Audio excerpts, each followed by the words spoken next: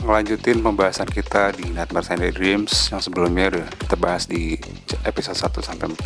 Kita temukan bahwa sepertinya Joko Anwar sudah cukup banyak evolve ya. Dari mulai Pengabdi Setan tuh karya-karyanya lebih grounded, tapi juga Joko Anwar tuh jago banget bisa ngeracik itu menjadi sesuatu hal yang penuh kejutan dan tidak kita expect dari awal. Yang udah gue temuin ketika gue udah nonton sampai ke episode 7. Series ini bukan buat gue nih kayaknya.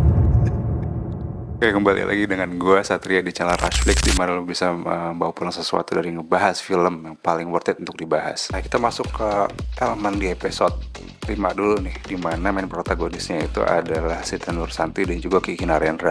Dan di sini yang gue temuin itu keren sih, karena mengangkat seolah-olah ini seperti dilatasi waktu gitu ya. Nah, kita pernah ketemuin di Interstellar, terus kemudian di Lightyear, di mana ada time skip yang membuat kita tuh sedih gitu, seolah-olah ada waktu yang terbuang, dan itu menimbulkan drama-drama yang cukup deep lah, keren. Tapi ternyata di akhir episode ini sesuatu yang lain gitu kan. Atau spoiler deh gue. Di episode 6, poin pentingnya di sini adalah secara keseluruhan Nightmares and Daydreams mengingatkan gue sama Twilight Zone gitu, yang mana itu juga di-mention sama Joko Anwar di interview-interview sebelumnya, bahwa Nightmares and Daydreams ini tuh seakan-akan berada di ambang antara kita mimpi sama enggak. Di saat kita lagi di dunia kesadaran kita yang biasa ini, tahu-tahu keadaannya berubah, jadi kayak menembus batas-batas realita fisik yang kita kenal sehari-hari menjadi lebih surreal gitu kan. Nah, ini Twilight Zone banget nature-nya. Tapi mungkin di akhir episode tuh cukup ada elemen-elemen ngingetin gue sama Matrix gitu. Eksekusinya bagus apa enggak ya sih bisa di-improve lagi. Dan di episode ke-7, yang protagonisnya adalah Asmara Abigail, yang menurut gue entah sengaja apa enggak aktingnya agak kurang natural sih di sini. Tapi ya itu mungkin karakter Asmara Abigail yang mungkin udah di setting sedemikian rupa. Yang shocking di sini adalah di bagian terakhirnya. Titik berat pembahasan kita kali ini adalah di ending seriesnya. Jadi alasan gue kenapa gue ngemisahin antara episode 1-4 terus kemudian baru lanjut ke episode 5-7 itu karena memang pertama adalah time management gue, dimana gue gak bisa langsung ngabisin gitu sih filmnya. Kedua adalah memang gue dapat bocoran gitu bahwa lo akan menemukan sesuatu hal yang lain di episode 7 yang mana lo bisa suka apa enggak.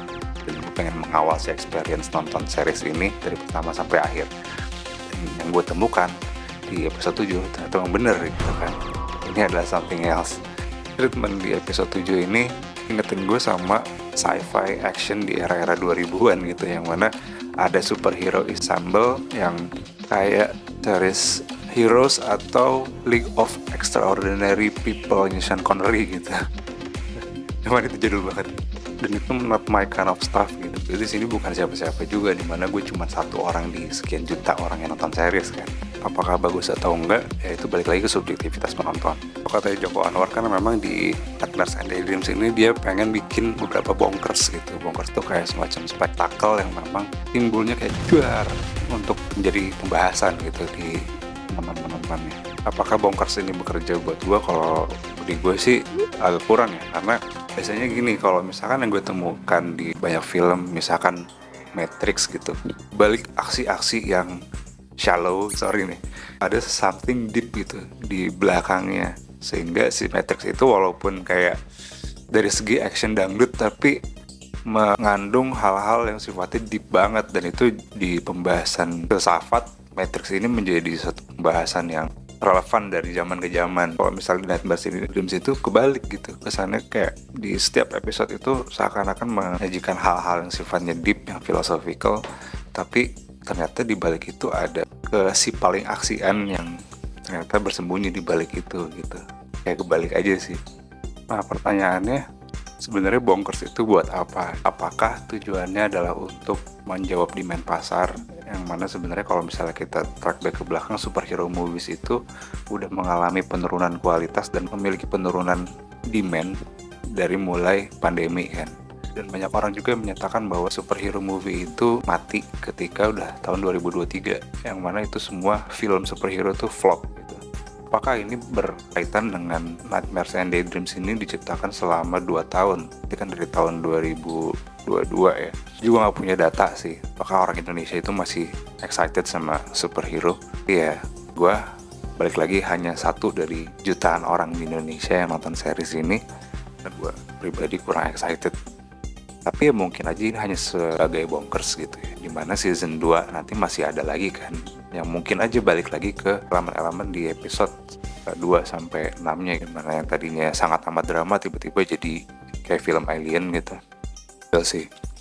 Kalau gue ngelihat interview Joko Anwar di pembahasan soal Nightmares and Dreams ini, memang Nightmares and Dreams ini adalah semacam arena bermainnya Joko Anwar banget ya, yang mana dia waktu kecil tuh dapat prophetic calling lah untuk bikin film-film di saat dia menjadi dewasa.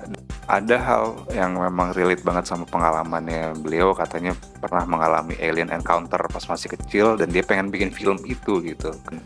Netflix memberikan arena bermain itu sebebas-bebasnya.